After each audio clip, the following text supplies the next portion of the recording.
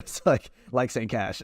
So There you go. yeah, that's pretty much it. The moral of the story is like St. Do it. Cash, and Just go. Do it. It's Yeah. fine. Don't worry Yeah. about it. You're the only Well, one who cares. well, this is a good segue because you rebranded also to monetization, and part of what we want to talk about today is not making your stuff free. And I'm curious what your thoughts on that are. Bro, I love that. I love that topic. So, common phrase. This is one where I'm like, I disagree with make your free stuff better than everybody else's paid stuff. I don't disagree on the intent. I think it's great. I disagree on the possibility of it. I do not think it's possible because I don't know if you've spent thousands of dollars in something that didn't work out.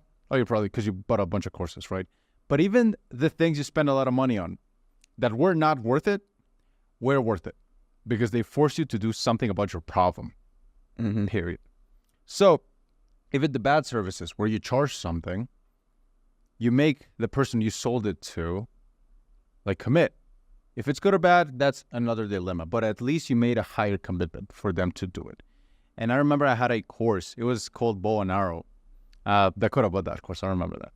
So that course, Bow and Arrow, it was called Bow and Arrow because it was like a growth course on Twitter. And I essentially positioned as what you know is an arrow and how you say it is a bow. So I thought it was super clever with the bow and arrow analogy, right? And I gave it out for free. Nobody gave a shit. Like it was, it's cool. Then I priced $300. I priced it at $300. And people were posting saying that was a really transformational course. It really helped them. And up until now, I made that mindset shift as in by charging for stuff, you're actually adding value to the stuff because you're making people commit to the thing. You're making people do it. So that's why I don't think you can make your free stuff more valuable than everybody else's paid stuff because there's not that commitment. There's a reason why you like the girl that poses a little bit of a challenge because it takes a little more.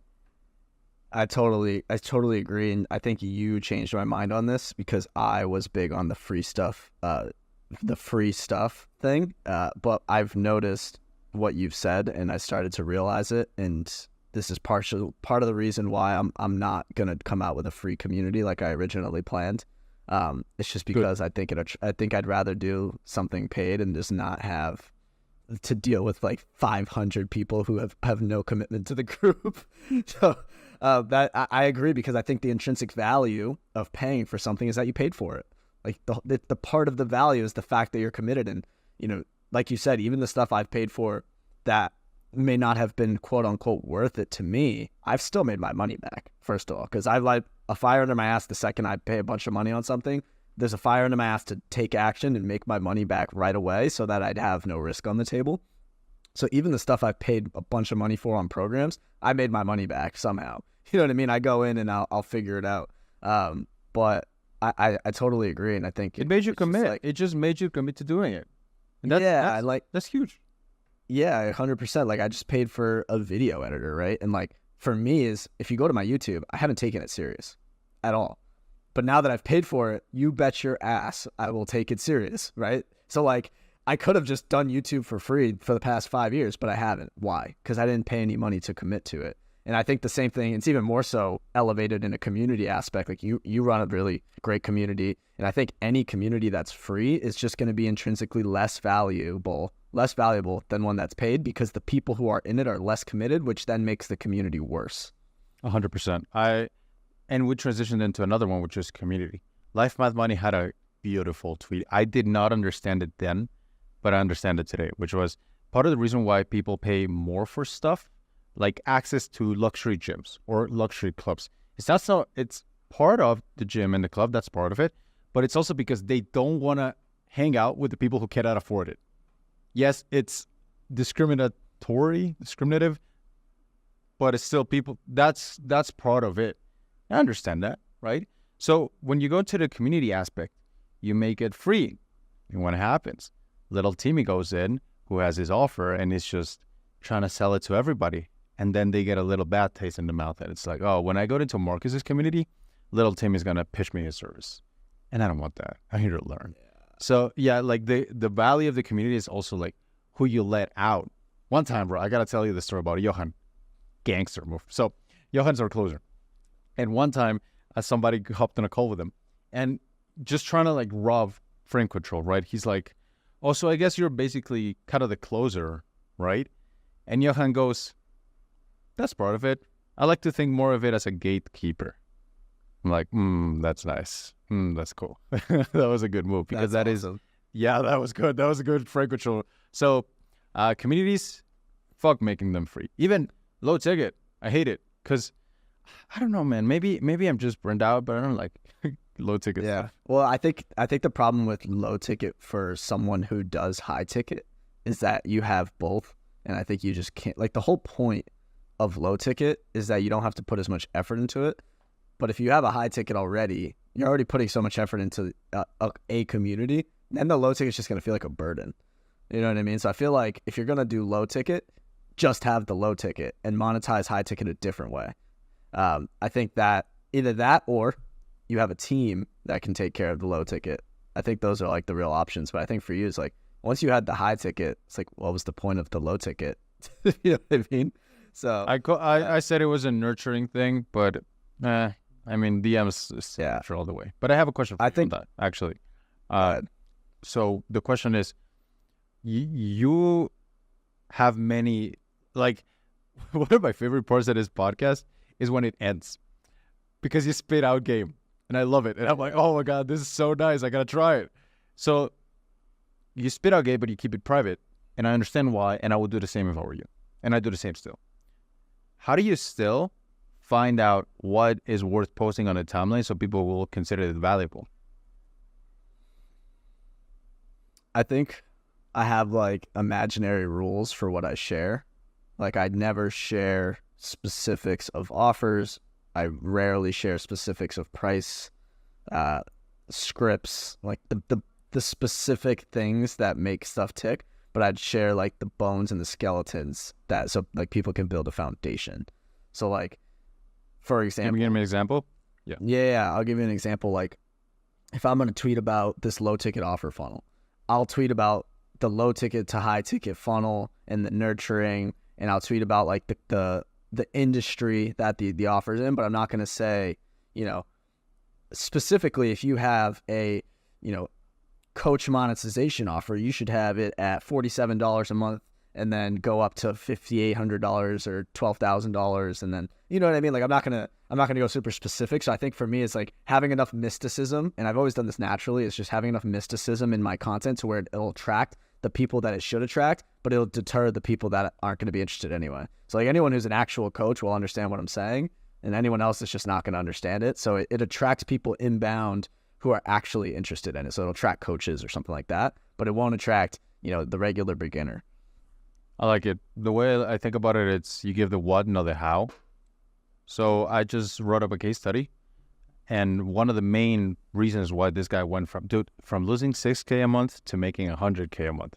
Crazy shit. Crazy. In like 4 months. Awesome. So one of the parts of the case study was we really focused on their retention and their onboarding process. Now, most people don't focus on the retention and the onboarding process. It's all about just getting more leads. So when I was writing my case study, I didn't give them the how. This is the script. This is how you say it.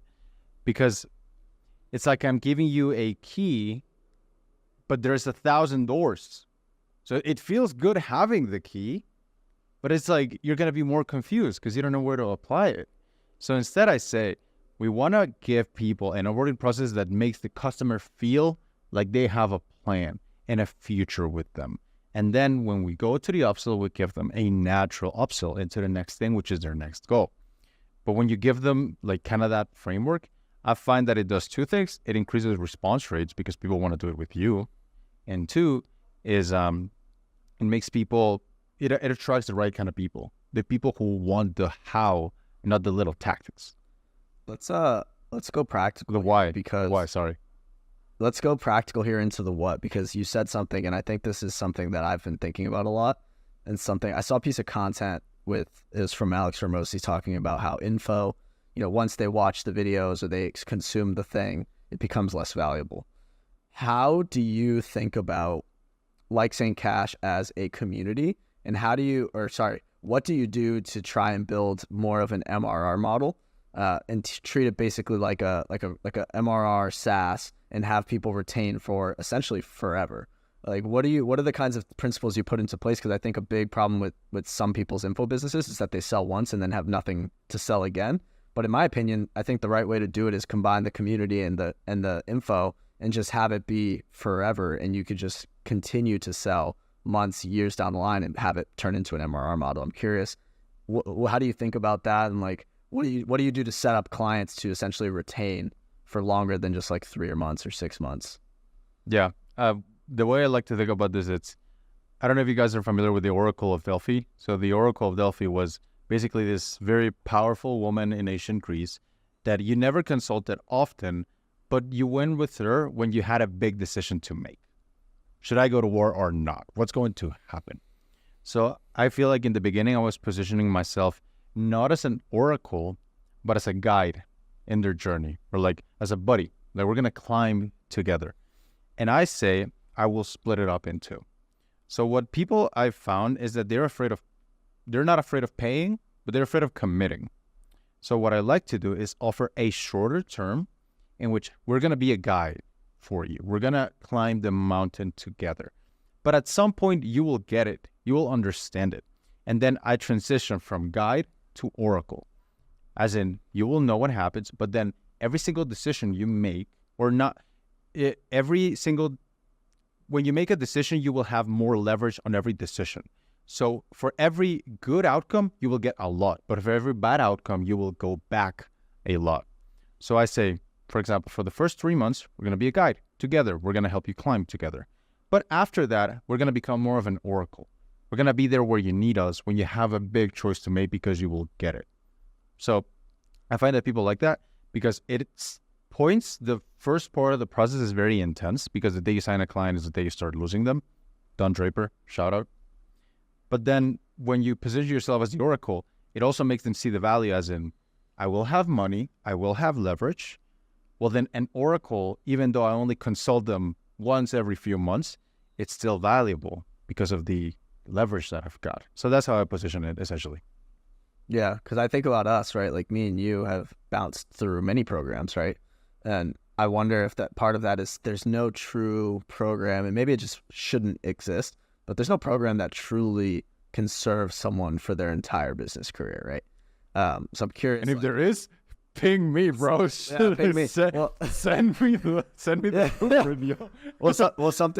Something that Alex said in that same video was that, you know, at some point a good idea would be to transition them into some sort of service, or maybe it's a SaaS or something like that. Because I think about my offer, right? It's essentially an info offer for the first week when we're onboarding. I essentially have to build up their foundation from an information and consulting perspective to then use our service to the best of our ability. So it's essentially like a really, really short info product that they get included, right? And then my service is what retains them forever.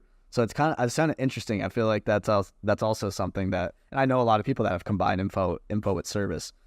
This is something I was thinking about. I'm sure other people can think about that too. And it only works for certain niches, right? Like, I don't know how a fitness coach is going to upsell something else like after they have their dream body. Like, I guess you could sell them like that's tough. Accountability. Use my supplements. I guess that's what Prestige Labs did. There you go. Yeah, there you go. Yeah. The other day we were talking about or community though. You know, the other day I sent a picture on the Slack channel. Like, I'm going to admit, I train in a CrossFit gym. Cancel me. I don't do CrossFit, but I train in a CrossFit gym. And Ryan was making fun of me. He's like, bro, that better not be a CrossFit gym. I'm like, it is. But you got to admit, these guys know how to turn community into MRR. Like, these guys get it, bro. Like, people who are into CrossFit, they love it. They're like, they want to do their, it's the only place in the world where it's acceptable for a group of men to do a bunch of jerks. You know what? Someone's doing this really well is, I don't know if you've seen the Default King guys. It's Joey and Gabe, and it's like a fitness community, and I think the best way to do this is to really niche down, like to have infinite MRR in the fitness niche. It's like they're really dialed into like middle-aged American men with like faith and like Christian, and it's just like super dialed in, but they're doing really well in that MRR model, and they're doing like in-person stuff and their content's ripping. And I'm like, I think there's a way to do it in the fitness niche. And I've been thinking about this because I'm like, I want a fitness offer. I want to sign a fitness offer. But the problem is that fitness offers are like hard to work with agencies because they just like, they don't charge a lot. So it's like, that's why I haven't really been able to get one. But I think it's interesting to do like the community thing. I think the community is a big part of it. I think you hit the nail on the head there. Community is huge, man. Like CrossFit Yeah. gyms know how to turn shoulder injuries into MRR. They understand that business. Incredible. They get it. It's like the military is like their MRR is that they set you up to work in the military for 6 years. You have no skills that work in the civilian world. So now you must resign with us. Retention. That's like the American military. If it ain't It's a joke. broken. Please don't cancel me. Yeah. I mean, you went to the military. I got one more question. Right? So you went to the military. So there you go. So that's the caveat. Don't cancel. Yeah. Because if not, Yeah. it's just going to be one person hosting. That's kind of boring. I have a really good request that I didn't tell you about. So it says, hi, Marcos. There's been a lot of chatter about this new account called Best Ads of All Time. I'd love to hear why JK Molina hasn't posted on it in the past week, and he only posted once in the week prior. He said he won't sell it to you, and I'm curious why. Because I don't fucking want to sell another business, man. That's the point. And I'm posting now. I got my VA posting on that account. So that account, Best Ads of All Time, at Best Ads Time, something I started of just posting. I call it the Best Ads of All Time, but being real, it's just Porsche ads. Because that's literally the only thing people care about in that damn page. It's all Porsche ads. If you're not going to sell it, can I just give you the plan that I would put into it that would make it go crazy? Please do.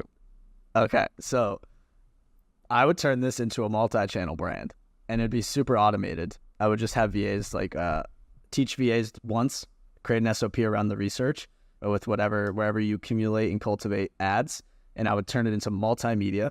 I would post videos on there as well, the best commercials, the most hilarious Super Bowl ads, all this stuff.